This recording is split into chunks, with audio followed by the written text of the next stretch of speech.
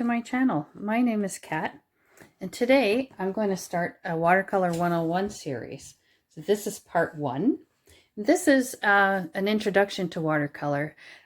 Today specifically is about all the equipment you're going to need, the supplies you'll need to get started. So firstly I'll start with the papers. Right here we have Canson. These two are both made by Canson. It's quite well known. This one is very easy to find. It's called Canson XL watercolor. This is available in Walmart and Michael's, very easily found. So this was about, it's a spiral bound, and this was about $10. So it's very inexpensive, and the paper quality is definitely beginner quality. Make sure when you buy any kind of paper you're buying, just to start with cold press, which is, it's a surface that is not entirely smooth. That's what I work on most comfortably. I think that might be helpful to you too. This second book is also by Canson, and this is called Monval. This is slightly higher quality than the last one. I'm sorry, I have like a few scratch paintings in here still. I did find this slightly easier to paint on though, with my professional paints than this. But look, when you're starting out, these papers are absolutely perfect, and beyond that.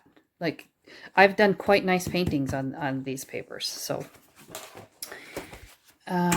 they just don't have archival quality. Like, if you were to sell your painting, I don't know, I wouldn't sell it using these papers, unless it's like, you know, you're selling something for 20 bucks. Okay, and this one is called Strathmore watercolor. This is the 400 series. The series is found up here.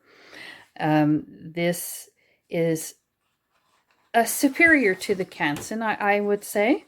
It's also not, it's a wood pulp paper or cellulose paper. It's not cotton.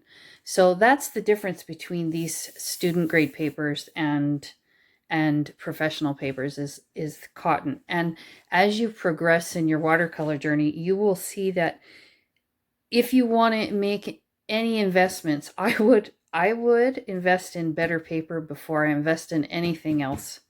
Okay, but we'll get into that in the upcoming series.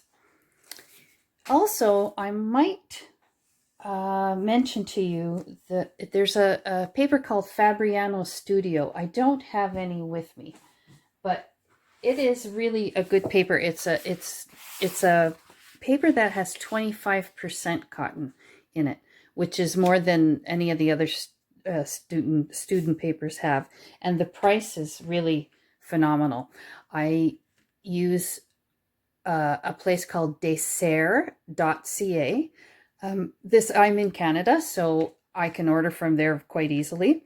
And the price for this Fabriano Studio is less than a quarter of the price you would find the same paper at Amazon. So if you're in Canada or even in the States, and I don't know how the delivery works for you, but it is quite a difference in the price. So try Desserts.ca especially if you're in Canada. There's a lot of and I'm not promoting them, like I'm not getting paid to promote them in any way. That's where I go for most of my supplies. Next, we're on to brushes. Boy, brushes, they're complicated. Try to buy something that is recommended for watercolor. These are a synthetic squirrel, I believe. So they are able to absorb a lot of water, absorb a lot of paint, and they are quite inexpensive. They're called Royal Langnickel, the Zen series. And I got a set, say with this brush and say these two. I got a set of 4, I believe.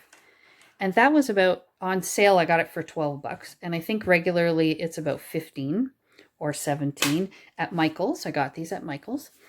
They also sell them at Dessert, as I mentioned earlier, at the art store. But if you're gonna shop online, there are a lot of watercolor brushes you can try out. Just make sure you read people's reviews, and I've always found them to be quite helpful, because it'll tell you if the danger in using cheap brushes is that the bristles will come out as you're painting, so they're gonna, you know, and they won't hold enough water. Or so this Royal and Langnickel Zen series is perfect for beginners. Paint. Now we're on to paints. This was my first watercolor paint set that I got quite a few years ago as an adult.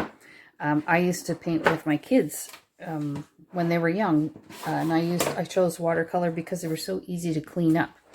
And then when I used to do acrylic painting, and then I decided to try watercolor again, and so I bought myself this set off of Amazon. I think I paid about $15 for it. It has 36 colors, and it certainly was a decent starter set, except they dry a little chalky, and that does matter. The flow matters too.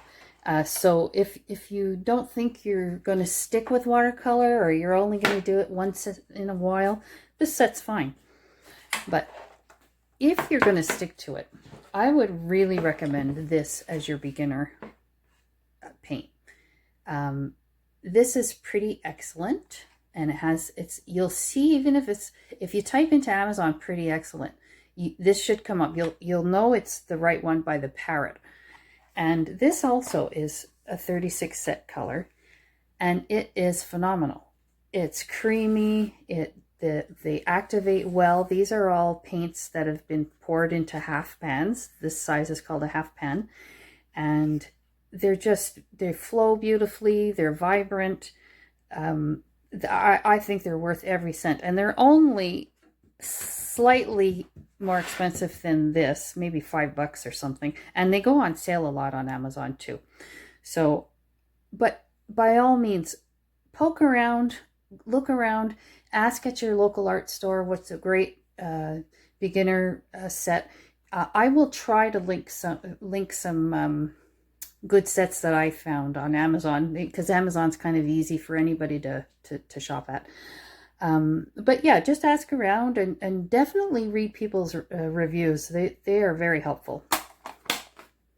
And last but not least, the supplies, the miscellaneous supplies. Now, kind of, please ignore my dirty towel here. So this, of course, is a blotting towel. You can see I blot my brush on it. Instead of using paper towels all the time, I just try to get a lint-free dish towel. This is an old dish towel I had. If yours is kind of like beyond, you know, you find there's just too much paint, then you can put a layer of paper towel on it or something. But definitely, I try not to waste paper towel so much. So I use this, and then I wash this by hand, rinse it out, throw it outside to dry, and it's great. And this is my water jug.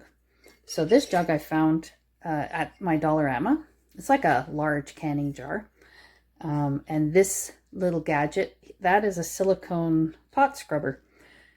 And it just happens to fit perfectly in the bottom of my water jug. So what's good about this silicone doohickey is you can, if you're going from, say, a dark blue and you want to dip into your yellow, you really want to make sure that dark blue is out of your brush, so you can gently remove the paint, you know, with this. Like, you won't harm your brush, and you can kind of scrub it on the bottom to get the dark blue paint out or whatever. So I like this, and I use a second jar. So this will be my dirty jar, and then I use a second jar of clear water. It's only to really rinse my brush if I want to put clear water on my work. What else will you need? You will need a spray bottle. Is handy. It is not necessary. Oh, and a palette. Right. I was going to talk to you about palettes. Some people buy palettes, like something like this. It's small. Like if you're doing, like, say, a floral painting, you just like little tiny bits of paint. I tend to use like a larger plate, just mix them all together.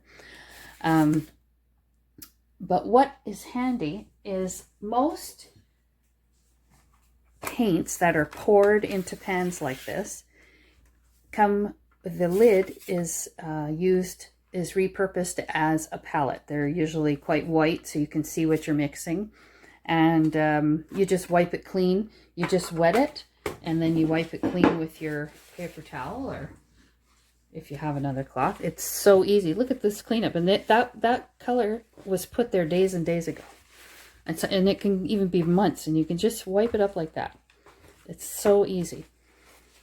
And that's really all you need to start. If you like watercolor painting, you'll see there's a lot more supplies you can get into, but try not to overdo it in the beginning.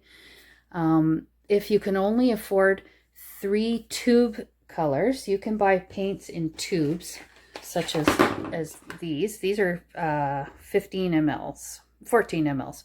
So you can get a blue, a red, and a yellow, and you can make a myriad of colors from those 3 colors. I think we've covered just about everything. So in the next video, we're going to start doing some drills. I'm going to show you the different methods, how you can use watercolor on dry paper, how you can use it on wet paper, and how to manipulate it. So hopefully you'll join me in the next video, and you'll fall in love with watercolor just like I did. I really hope you enjoyed this video. If you did, please hit the like button. It's free, and it helps my video get seen by others. That's how YouTube works. Also, if you subscribe to my channel, you'll get notified of all the new videos as I upload them, so we can continue on this journey together. Have a lovely day. Bye-bye.